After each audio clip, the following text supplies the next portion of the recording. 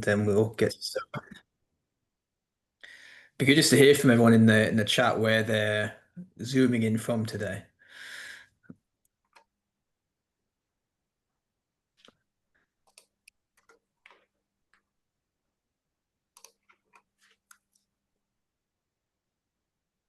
Arthur from Dublin, Ireland. Very nice. Mhm.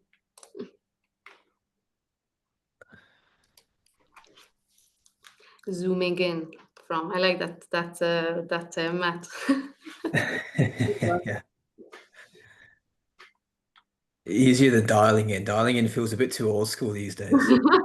Cape Town, Samuel, Luton, another Cape Town. So two Cape Townians on the call. It's awesome.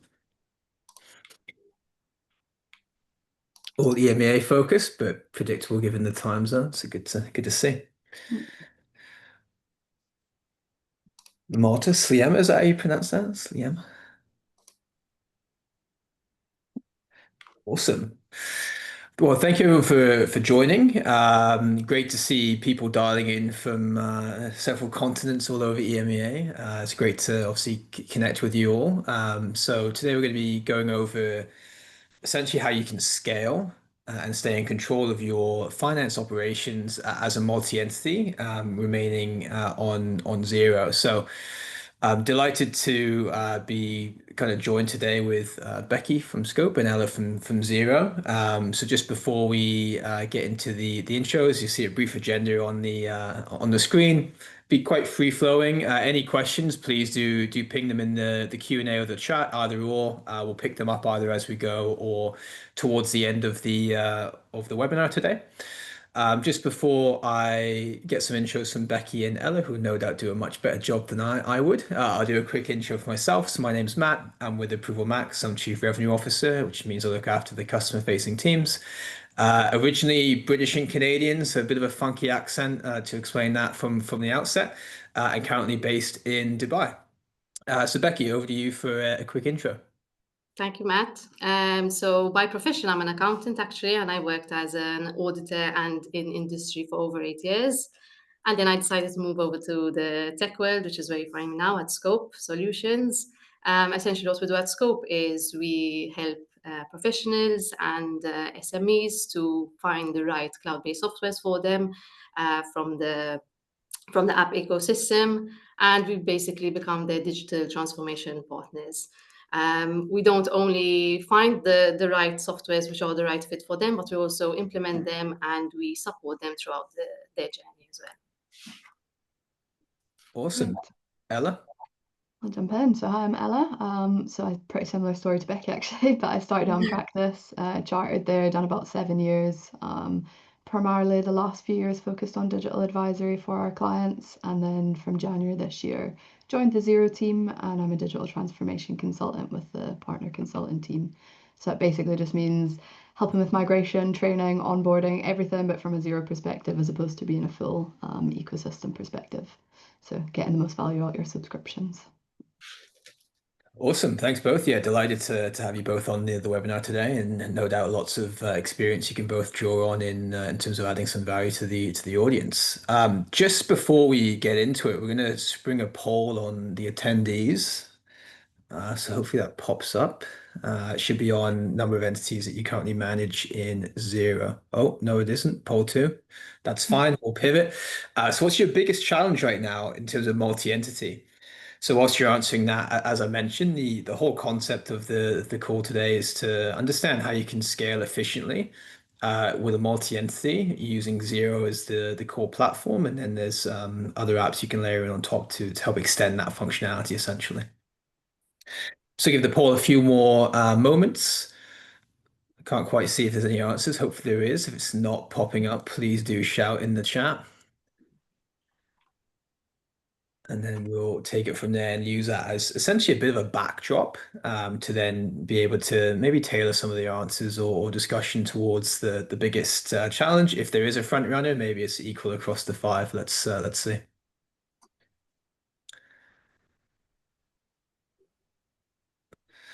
Awesome. So hopefully that's shared, but just in case it isn't. So reporting is the top one with 42% of the answers saying that's the biggest challenge.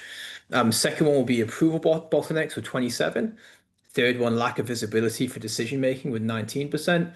And then a couple of answers for compliance and audit risk, and then one other, which, yeah, if you put other, really keen to see that in the chat, just so we can get that visibility. So reporting and approval bottlenecks are the top two talk tracks. Perfect.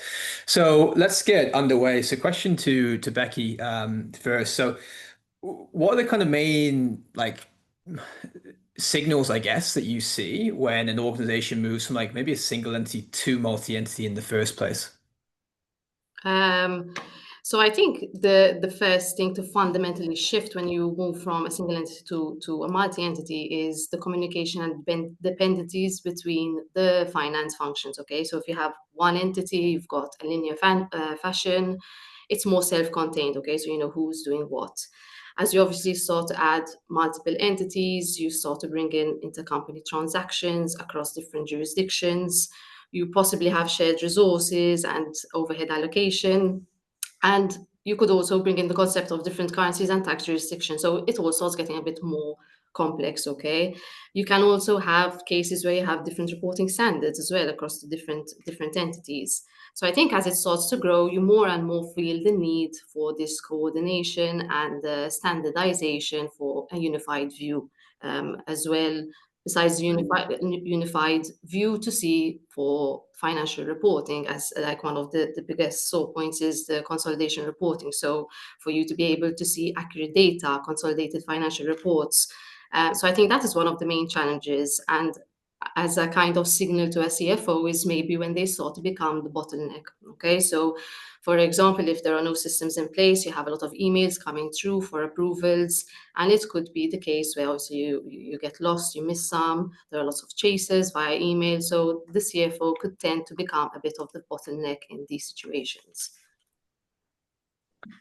And Ella, in terms of like the Xero-centric view that you see, where do these multi-entity Xero companies most feel the strain? So there's a few different kind of angles you can look at it. There's obviously Xero does have transaction limits. So there's like 2,000 transactions that you can bring into Xero from bank transactions. There's 1,000 on invoices and 1,000 on bills. So I'm going to say that that's potentially, if you're reaching those upper limits, a flag where it's kind of bringing in and affecting their business. But definitely what we've seen from the poll there. So approvals, Xero doesn't have an inbuilt approvals matrix that you can start to get complicated approval systems brought in. And also in that reporting side, obviously, if you've got multiple entities, Xero doesn't support consolidated entities in the reporting. So I think those are kind of some of the key areas, and I think we're going to address them later on how we can solve for them. But yeah, those are probably the ones that flag as initial why there's kind of multi-entities start feeling the strain. Gotcha. And then jumping back to Becky. So let's I'm going to kind of paint a bit of a scene here. So say a CFO comes to yourself at Scope and is kind of at this inflection point. So they understand that the kind of tech stack and the processes that have got them to this point are maybe not optimal for the ones that get them to that point. So they know that something has to change, whether that is additional apps or process change or even more headcount, less headcount, more AI, whatever it is. Yeah. What would your like main piece of advice be to said CFO so that they are kind of on the one hand optimizing for the challenge that they're facing today, but also Mhm. they're kind of future proofing Yeah. their kind of operations? Yeah. So one tip that we would suggest is to design when it comes to approval workflows based on policy over people, okay, which can then be enabled by automation. So what I mean here is, for example, like you mentioned, your current needs might be you're on the smaller scale, everything works where one person is approving everything. There's more trust, that, for example, John approves anything over 10,000 euros. It's on a smaller scale, it's more controllable, okay? As you start to scale, as you start to grow, you might add entities across different jurisdictions. You're relying on different people to start to remember these policies and to chase, essentially. And obviously, you have situations where people go on leave, they change role, maybe within the same organization. So one thing that we would suggest is to start to rely on these systems to have these procedures in place where they start to become the enforcers of your processes. Okay, so you can set up these rules essentially, okay, where the system will obviously remember them, and depending on the transactions, for example, expenses coming in, it will be enabled through automation as well. And this is where ApprovalMax integrates really seamlessly with Xero, okay? And then you can start setting up, in this case, I'm particularly mentioning approvals because it can be set up approvals based on supplier or on employee roles instead of on individuals, okay? So then you're basically building it into the system and you're relying on the system instead of individual memory, and then you have less manual intervention as such, and you can obviously, we're all human, you might forget to chase this email, and effectively then that as a result, you're going to have more up-to-date books, you're going to make sure you have no leakage of any postings essentially, and it won't keep you up, so it won't keep you back on your daily posting of transactions. Yeah, I always call it email ping pong, where that kind of manual Exactly. chasing, and you're trying to find someone and get a response to something. They might be on the beach on summer holiday, and you're like, oh, yeah, Exactly. it's approved, is it not? And that knock-on effect it has on the finance team is actually pretty big when you think Yeah, about delays to month end, lack of that's visibility of it for closing up. what's pending and stuff. So it does really bleed into that strategic side of finance, which Mhm. I always think people want to do rather than some of the nitty-gritty stuff. Exactly. Ella, in terms of scaling within Xero, how does Xero help? There's kind of two angles you can look at here. So you've got native to Xero. What does Xero actually have inside its product already? So we've got obviously bank feeds. That's going to bring in your transactions. Anywhere where we can automate the process, then we've got some inbuilt features. If you are a partner, which is typically accountants and bookkeepers, but it is for group entities as well, typically over 20 and only in the UK. So there are some caveats, but we've got something called Xero HQ as well. So you can bring together in one central place all of your different entities, and you can start to do things like set your user, so which staff members have access to which entities. You can start to set them at that global level rather than each subscription. You've also then got chart of accounts and reports that you can set at that group level as opposed to being down in each individual subscription. You can roll that out into each as it's applicable. So there's kind of inbuilt features like that we've got. Obviously, we've got Sift and HubDoc, which are part of the Xero ecosystem now as well. So that's for obviously bringing in your invoices and also reporting out on the other side. Sift's great for consolidations. So those are kind of some of the core things that Xero are developing, and we've obviously brought into our Xero ecosystem, but you've got then the wider ecosystem, so our app marketplace as well. So there's, I don't know, thousands. I think there's like 1,200 in the UK. It could be above that. I'm not 100%, but there's thousands of apps that you can start to bolt onto Xero. And the general ledger in Xero is obviously the core platform that you're operating off, and you've maybe got different Xero files, but you're using those external apps to be able to bring that information together, or like we've kind of mentioned, bringing in ApprovalMax to add on those approval processes that maybe Xero is great for when you've just got a small entity or one entity, but then when you start to grow and expand, you kind of need more comprehensive solutions. I think that's really key to how Xero have developed over the years. Like they recognized that really early on, and they've always had an open API. We've got the app marketplace with apps that are already developed, but there's the API is also there if you wanted to custom build something out as well. Yeah, just echoing Xero's strength in terms of the ecosystem is huge. I guess playing devil's advocate a little bit, you mentioned there's a lot of Xero apps, Yeah. and I've always have a bit of sympathy for people maybe new to the Xero ecosystem on like almost decision overwhelm. So, do you have any tips on how someone can maybe find a short list of apps that might be suitable to them, or is it kind of just you have to go through all thousands? No, the search feature inside there is really good. So if you know what you're looking for and you're looking for a certain specific thing, so here approval, that would be a great one, or reporting, you can obviously type that in the bar and it's going to narrow it down to less than thousands. Built in within that, there's then kind of scoring metrics, so people can go in and give reviews and they can rate it, and Xero have rated it. So you can really get a feel for the ones that are the big shining stars in there, to help you narrow it down. But generally, I would say when you're going through a process of selecting, you really need to be testing. That's kind of the key. So it's like getting meetings in with suppliers, going to maybe some of the accountancy events or some of the kind of vendor events to get first-hand knowledge from them. Is probably another key. But yeah, when you have kind of narrowed it down, then definitely making sure you're testing. And there's always intricacies of each like interconnection. So as you're linking them in, it doesn't always flow exactly how you think it does. And obviously the salesperson is there to sell you the product. So I'd always just go in with a little bit of skepticism, Yeah. thinking about what are your core must-haves and your nice-to-haves, and then kind of building up from there, with your testing on what actually is going to work for your business. Makes sense. I think the free trial, if offered, is a great way to dip your toe in without having to commit to a spend as well. And I know that probably more apps than don't in the Xero ecosystem do have that free trial. It's definitely something to leverage. So, Becky, moving a little bit to the compliance and control, there's a bit of a My balance favorite. here, right? So, like compliance and control, but then people kind of read that as red tape, and red tape is you can't move fast and scale. And obviously, people are in business typically to scale and to make money. So, with the regulators kind of looking at this and clearly needing to take into account the compliance piece. What practical step can business owners and those accountants and bookkeepers who are advising said business owners take today to stay audit ready and on the right side of regulators without Mhm. slowing down the business progress? Yeah. I think there are a few things which can be done. So I think the main thing is to really embed your processes into your daily operations rather than seeing it like a separate, totally separate function and a scramble at the end when the audit is approaching.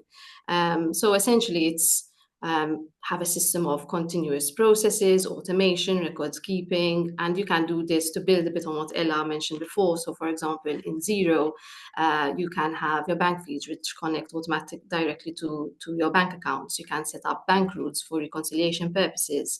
And this as an effect obviously reduces the manual entry and again the human error, and it ensures that your books are up to date.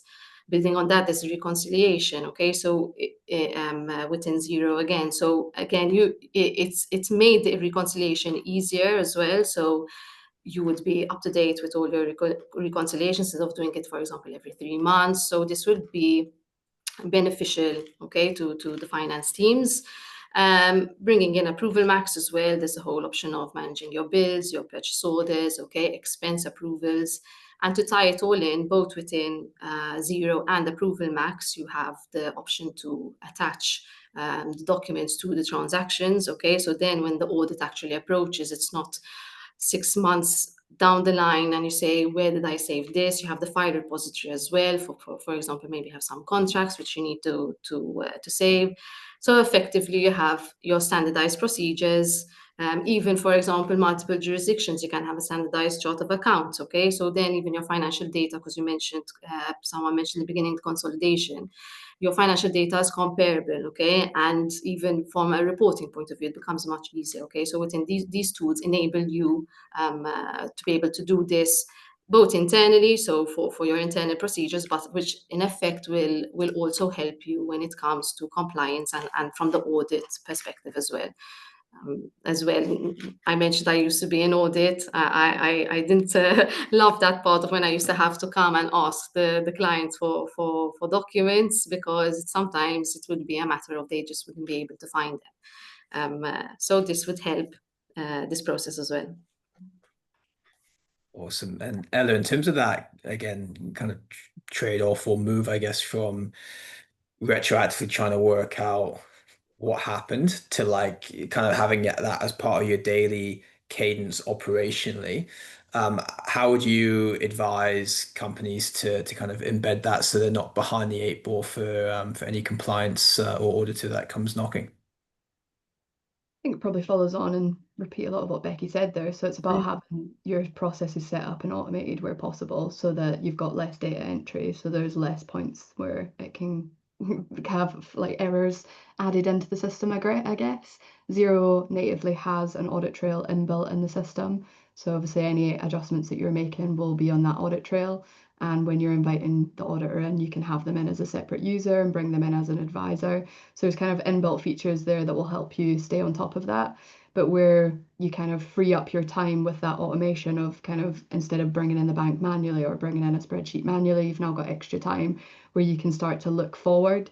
So instead of always looking back the way, you've got the ability to look forward and see potentially using Sift, which is obviously, I'm not sure if everyone's aware of it, but it's a reporting app and an analytics app, and it's got some inbuilt features in there that'll look back on your transactions and start to pull out things like transactions that maybe look a little bit odd compared to previous months. It'll pull out where there's duplicate contacts, duplicate things. So yeah, there's a lot of different features in there that you can start to utilize when you've got the time freed up from being automated to make sure that you're on the ball for your audits and compliance. And how, I guess, question to either or both of you, how often do you recommend people like review those audit reports, or do you just kind of wait for the auditor to come in and then give them access? What would your recommended process be there? I think it's very much depends on the size of the entity. So there are maybe the larger organizations who would do it weekly, or that is might be a bit too much for the smaller ones. So you can do month end. As well, quarterly would also help because you can pick up any discrepancies like Ella was mentioning before it's, well, not too late, but when you are still, maybe things are still a bit fresh in your mind. Yeah, I'll probably just add on that where when you're automating it, you have the ability to do things a lot quicker. So if you can do it faster and look at it, then you want to be looking at it so you can proactively correct. So you don't want to leave it till, the end of the quarter and then have everything build up and then be like, oh no, there was some cost decisions that we could have made there, we could have planned a little better. So the more automated it is, the more frequently you can be looking at it and looking at it with a different lens. So you're not looking at it from the lens of just, let's get it prepared, we've got to prepare it for the auditor to come in. You're looking at it from the lens of preempting what they will say and being able to change it beforehand. So probably isn't a set cadence, but the more often the better, more than likely to drive your business forward and achieve the goals you want. Yeah, and presumably a lot less stress. I remember this was years ago now. There was an audit that came at the company I was working at, and I had to find all these contracts, and it was like kind of binders that had been scanned up, and it was super, super manual, and it was a painful few weeks for the finance and legal teams. So I think, yeah, anything that can make that easier and take stress off people's plates is definitely going to be a win. So changing tack slightly to more kind of strategic discussions, like real world lessons, essentially, as CFOs or heads of finance or people standing up finance functions, whether that's obviously in-house or outsourced. So Becky, let's hear a story. Tell us about a CFO who kind of nailed that scalability point. What did they change? What was the impact? How do they go about achieving that? So we actually have a very relevant recent client, actually, which really fits into the webinar. So essentially, they started obviously on the smaller scale. So and they started to grow then to multi-entity across multiple jurisdictions. They had different tax laws, different standards, and as the team grew, they started to feel a bit of a lack of control. So approvals were very informal via email, a lot of email back and forth chasing. The finance function predominantly remained in Malta, so then they were different time zones, etc. So it really started to get a bit out of control. Essentially, what we did is we went into to this client, we did a few workshops, and we saw their pain points. They had a lot of scattered systems, so even accounting systems. They had one to raise invoices, for example. So essentially, what we did, obviously, we wanted to harmonize a bit the accounting function. And what we did is we implemented Xero, ApprovalMax, and also Sift. Okay, so with the implementation of Xero, they had a standard chart of accounts. From a reporting point of view, it was much easier, both from a standalone and then group level, which also then tied in to the Sift reporting side, as Ella mentioned before, this Sift, which is a financial reporting tool and an analysis tool. So that really helped them from an accounting point of view. So even data entry, they automated even through the help of ApprovalMax. There were efficient approval systems. They enhanced their internal control, so even the whole chasing across different departments became so much easier for them. And then obviously as an effect, the transactions flowed, once approved, flowed into Xero. So that was kind of another stress away from the finance team, handled by the automation. And like Ella mentioned as well, you free up your time to, instead of doing this manual data entry, you have the time to analyze the data, which is as such, I think, what most accountants want to do. Okay. Obviously, by implementing these three softwares, they had more timely and accurate reporting, better controls as well, both controls within, I think, the accounting function, but even when it comes to compliance. So, I mean, they felt like they had everything all in one place. And again, increased efficiency. Okay, so instead of having everything scattered, we try to focus on these three apps. And essentially, it's about working smarter, okay, not working harder. So it's good to work hard, but use the tools that are available to make your lives a bit easier and to focus on the more interesting things. So I say all the time, funny enough, with AI is it kind of frees up the time to work on more impactful work. So you're still working hard. It's not like people are coasting now as a little bit of automation. It's just you're doing the more challenging or interesting work that moves the needle a little bit more compared to some of the data stuff. So yeah, definitely resonate with that. The focus moves, the focus changes, obviously, which again, like I said, it's more interesting if you have to analyze financial data, ratios, etc. It's you get a bit more into the figures like that. I mean, that's actually a great segue as well into a question I had for Ella, which was all of these kind of almost inputs. Like you got your approval data, you got your reporting data, you got your audit data, all that kind of stuff that Xero and the associated kind of best-in-class apps can create. How do you see, or how would you recommend CFOs and other finance leads basically translate that into board level discussions, strategic decisions that really drive a business forward? Yeah, that's a good question. I think when it comes to integrating tools and having tools in, so like ApprovalMax as an example, it's great to have that tool in. It's great to have it there for cost and being able to say, okay, that's been approved. But where you can start to have like board level insights is that you're getting oversight on that expense before it's been spent. So you've got an approval system in there, you're getting that oversight, and that's when the board can then look at it and go, okay, cool, we've got a report that says we're about to spend this much money. Do we actually want to? Is there a better use of that resource? Is there a different area that we should put the money to rather than that? So I think when you start to integrate and have softwares added on, then you get better insights to make decisions. So at board level, you've got a wider picture of what's actually going in the organization, where you've maybe got it locked in emails like we spoke about earlier, or someone's went on holiday, and those processes do work for smaller entities, but as you get larger, they just fall through the cracks, and it really starts to get difficult to make decisions and start to pull that reporting together.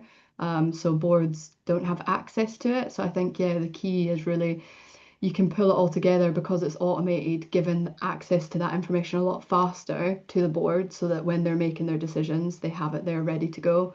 Being able to pull your data straight from, in the examples we spoke about, Xero straight into Sift and have that automatically pull into standardized reports that you've already created takes away a lot of the pressure from the finance team, so that they can be putting forward suggestions on, okay, this area's a high revenue area where it's fast growth. Maybe we want to be putting our costs there as opposed to somewhere else, or maybe it's buying a different asset. There's lots of decisions that the board have to be making, but I think having access to that data faster is the answer to that.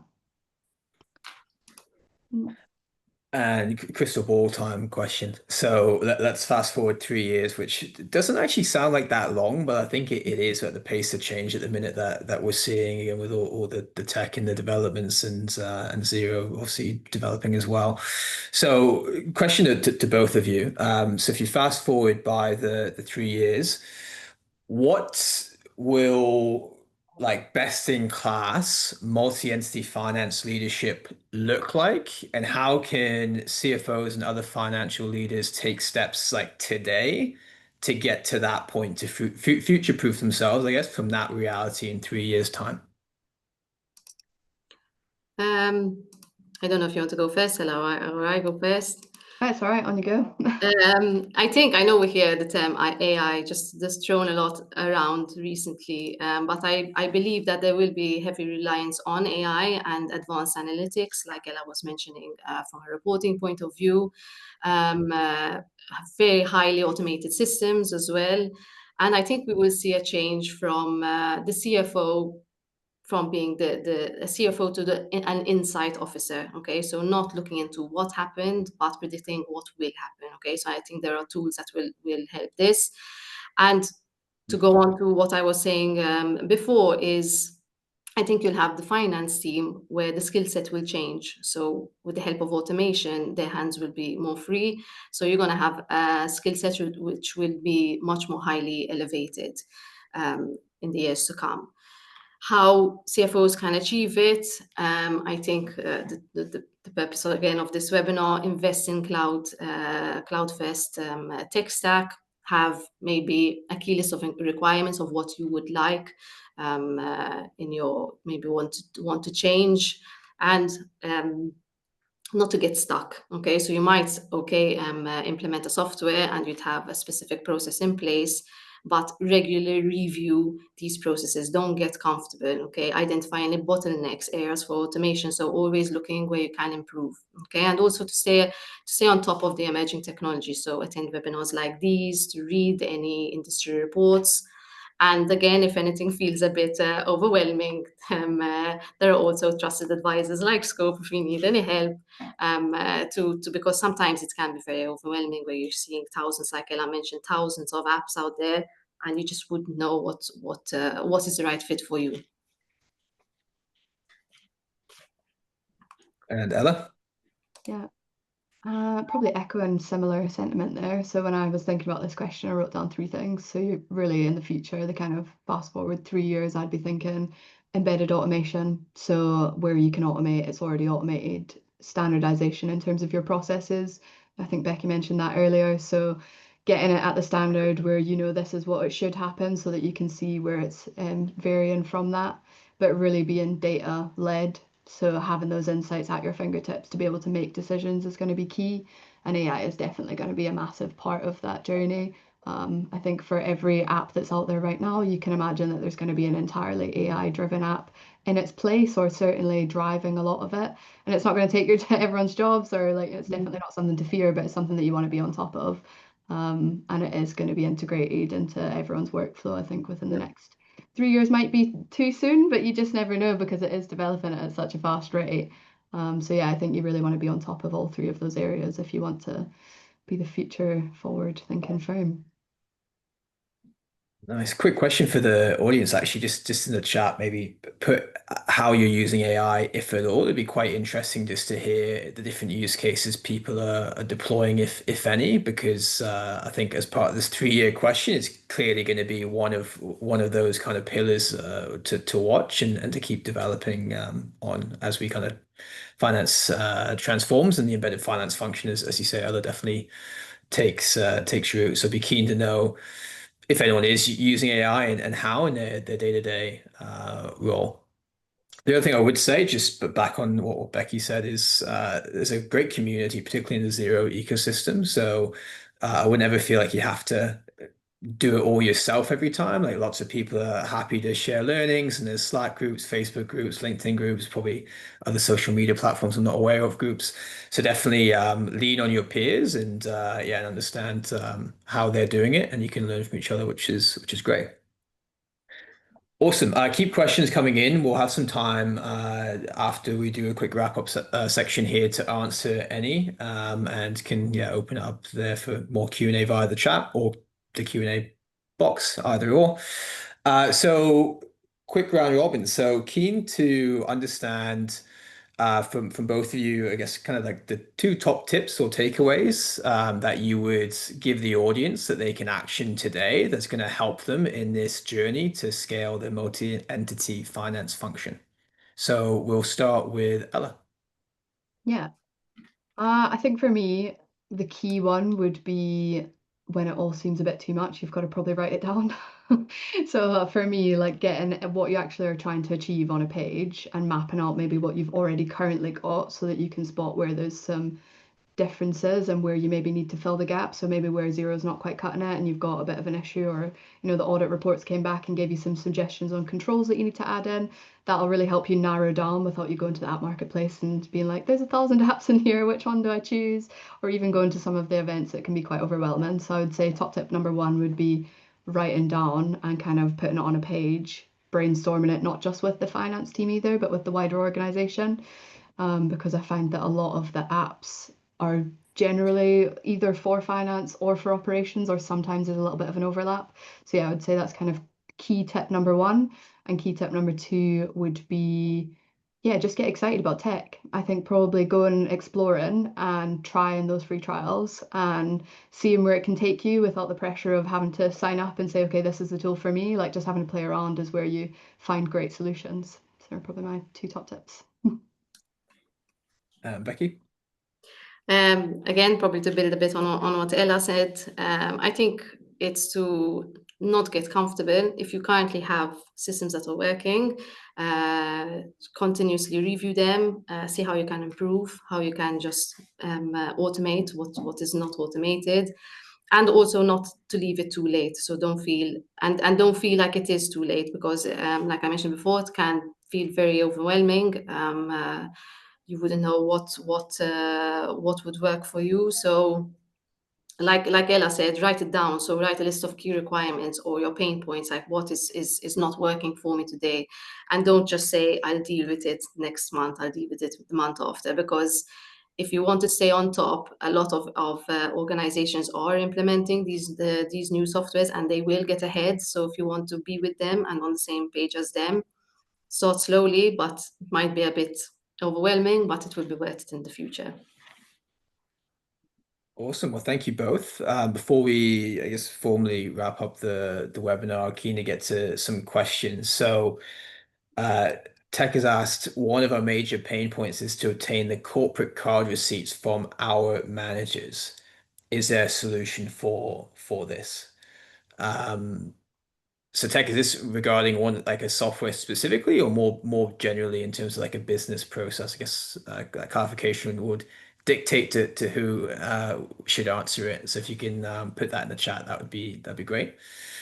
Next, we've got Martha McQuaid, who's asked about group budgeting. So we only have one group budget, and it doesn't live in Xero as we don't build it by entity. Is there a way that we can approve costs against the group budget in ApprovalMax? And if so, can we then point it back to the entity it should be posted in?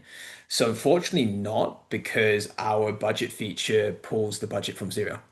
So this is by design. We do it so that Xero is the single source of truth, because it's the accounting software and where all the cash flow side of things live. So whilst you can, yeah, kind of approve in ApprovalMax, you can't put in a separate budget that does not align with the Xero budget, because then the postings going back also won't tie in. So unfortunately not, but so I can pass on to the dev team. And then I think Diana had a hand raised. So Diana, if you want to put that in the chat as well, we can answer that. And I think I'm not missing anything, but Becky and Ella, please do shout if I've missed a question. No, I said the chat. I haven't seen anything. Okay, awesome. So we'll wrap it up there. Feel free to reach out to any of us afterwards. There should be there'll be an email going out afterwards where you can reply. We can direct it to the right person. Happy to go deeper on any of these topics with anyone. But for now, I want to thank you, Becky and Ella, for sharing your time and your expertise with the audience today. It's been great hearing from both of you, and also particularly nice that it's from a lived experience when you're working as accountants and auditors, respectively, which is cool. So yeah, thank you so much for joining us today. Really appreciate it, and I hope everyone has a great rest of their Tuesday. Thanks all. Thanks, Matt. Thank you. Bye, everyone.